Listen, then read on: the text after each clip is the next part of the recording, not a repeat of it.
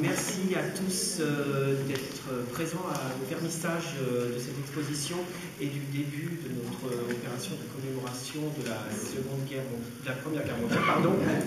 Alors, je dirais simplement qu'aujourd'hui, c'est le commencement d'une grande aventure, mais également l'aboutissement d'un grand projet pour les Marches normandes, qui était donc celui de célébrer le centenaire de la guerre de 14.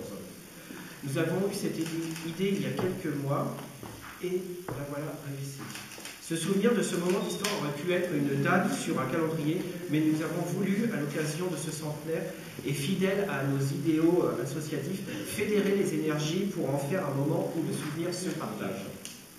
C'est ainsi que nous est venue l'idée d'une exposition. Le travail photographique de Philippe Bertin, qui est à côté de nous, illustrant ces clichés de la Grande Guerre, trouva écho parmi nous et nous sembla le mieux à même de parler de cette période.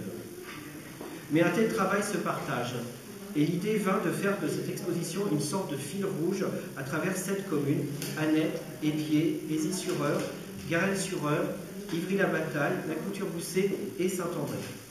Un fil rouge qui permit ainsi de fédérer les énergies et les initiatives dans ces villes et villages de la vallée et du plateau, et qui fut bientôt complété par un programme plus vaste de rencontres, de conférences, de randonnées, tout au long de cette semaine, du 26 avril jusqu'au 15 juin. Chacun pourra ainsi y découvrir et se souvenir à sa façon de cette page d'histoire et prendre conscience qu'à travers la Grande Guerre, il existe également des destins individuels qui forment la petite histoire d'un pays et qu'il est important de ne jamais oublier les périodes troublées qui jalonnent l'histoire de notre pays. Je tiens à remercier l'ensemble des personnes qui se sont impliquées dans la réussite de ce projet, à commencer par les bénévoles de l'association Les Marches Normandes, toujours présents et qui sont une grande aide et qui, grâce à leur talent, font qu'une nouvelle fois, nous avons réussi un grand projet. Je remercie également la municipalité d'Ivry-la-Bataille et Patrick en particulier, toujours là, qui sait mettre en valeur les gens et les projets. Et je voudrais également remercier la communauté de communes Porte-Normande qui a apporté son soutien pour présenter cette exposition dans les bibliothèques, puisque l'un des points forts sera la présence de cette exposition dans les bibliothèques du secteur, puisque en effet les bibliothèques sont l'un des accès à la culture pour tous, et qu'on venait d'y présenter cette page de commémoration. Je remercie également la bibliothèque d'Annette et le collège, puisque l'exposition se tiendra au collège d'Annette. Là aussi, c'est un grand moment de permettre aux enfants d'accéder à cette page d'histoire. Je voudrais remercier aussi les associations locales, Garenne Patrimoine, les Amis d'Annette, Bonheur de Vivre, la Manufacture du PEC d'Aisy, qui œuvrent tous en faveur du développement local et où l'exposition sera présente également sur ces sites. Et enfin, tous les visiteurs, les bénévoles, tous ceux qui font que tous ensemble, on réussit à animer notre vallée et nous créons du lien.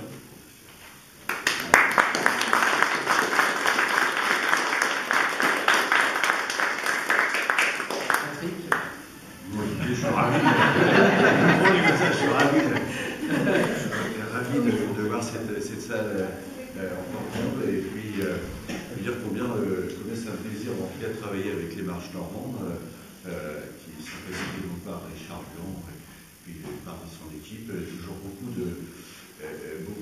de mouvements autour de cela. Enfin, je crois que l'essentiel c'est d'avoir réussi effectivement à fédérer un certain nombre de communes autour d'un projet commun, et donc pour cette année c'est effectivement le centenaire, donc on ne peut pas passer à côté, en tout cas vous ne pourriez pas passer à côté.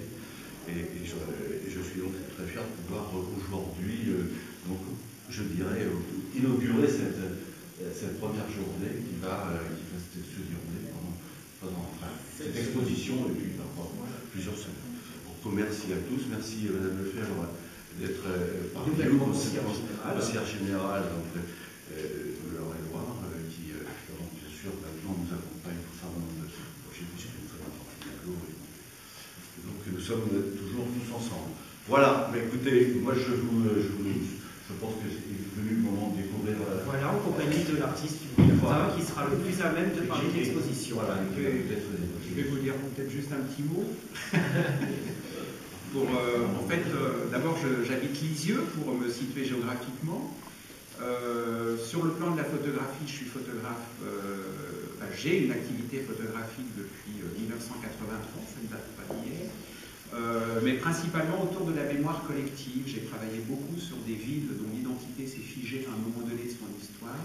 Je pense à Oradour-sur-Glane, Vichy, Auschwitz ou Hiroshima, donc des lieux chargés douloureusement, on va dire. Et il se trouve que la Grande Guerre est un territoire qui continue à me hanter, au point que je suis en train de travailler actuellement sur une nouvelle exposition sur la place du cheval dans la Grande Guerre, toujours à partir de ce matériau qui me semble vraiment passionnant et qui, les historiens s'y intéressent maintenant beaucoup plus que par le passé, parce que c'est des cartes postales auxquelles on ne fait pas forcément attention dans les vides-greniers ou dans les salons de cartes postales qui sont dans des cartons qui n'ont pas une valeur extrême. Et j'avais commencé, avant cette exposition, par un travail sur des cartes postales assez kitsch, qu'on appelle fantaisie dite patriotique. Alors je ne sais pas, vous devez voir un peu ces cartes, mais il y avait toujours des petits verres de mirliton dans le bas de la carte et des couples amoureusement enlacés, et souvent d'ailleurs la femme était censée symboliser la France sûrement bientôt victorieuse. Et ces cartes, j'avais imaginé qu'on aurait pu les retrouver dans les capotes d'un soldat un siècle plus tard. Et donc j'ai fait un travail de vieillissement à partir d'un chou qui pourrissait dans ma cuisine. Et je n'ai gardé que l'étreinte des corps entre ces hommes et ces femmes qui s'embrassaient, et je gommais peu à peu tout le décor kitsch autour. Et j'avais demandé à 4 écrivains d'intervenir et de remplacer ces vers de mirliton par leurs propres sentiments. Après cette exposition, il se trouve que j'avais quelques cartes postales que vous voyez ici, qui sont purement photographiques.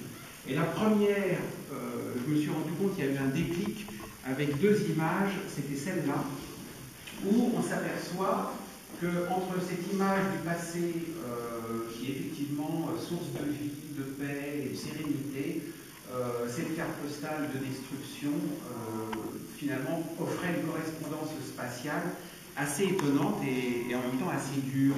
Et ça m'a fait réfléchir sur l'idée qu'on pouvait peut-être comme ça rechercher des images de paix et de pouvoir les associer à ces images de guerre avec une idée, bien sûr, derrière, c'était de montrer comment, quand on est en paix, on a toujours l'impression, on ne se pose plus la question de savoir que c'est un bien précieux parce qu'on est installé dans un équilibre, et on se rend compte aujourd'hui, d'ailleurs, hélas, comme hier, qu'on peut tout d'un coup vivre un basculement absolument brutal et violent auquel les populations ne sont pas préparées.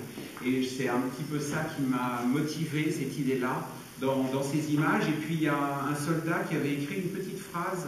J'avais déjà intitulé mon expo « Adieu au dimanche », et il avait écrit une petite phrase sur le fait qu'il souffrait beaucoup plus le dimanche que les autres jours, parce que évidemment, qui dit dimanche dit repas familial, fête communale et des choses qui malheureusement ne pouvaient plus exister.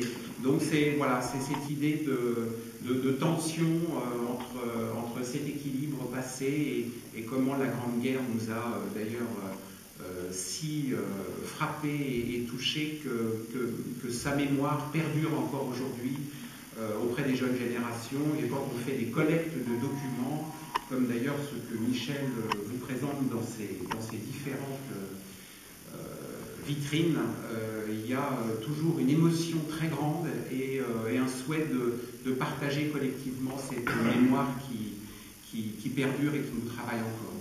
Voilà. Je voulais juste dire pour finir un grand merci à la fois à l'association Les Marches Normandes, à la mairie et au formidable travail qui est fait ici pour diffuser cette mémoire dans toutes les villes environnantes. Je suis très touché par ça et également par votre accueil. Et merci à vous d'être si nombreux. Merci. Si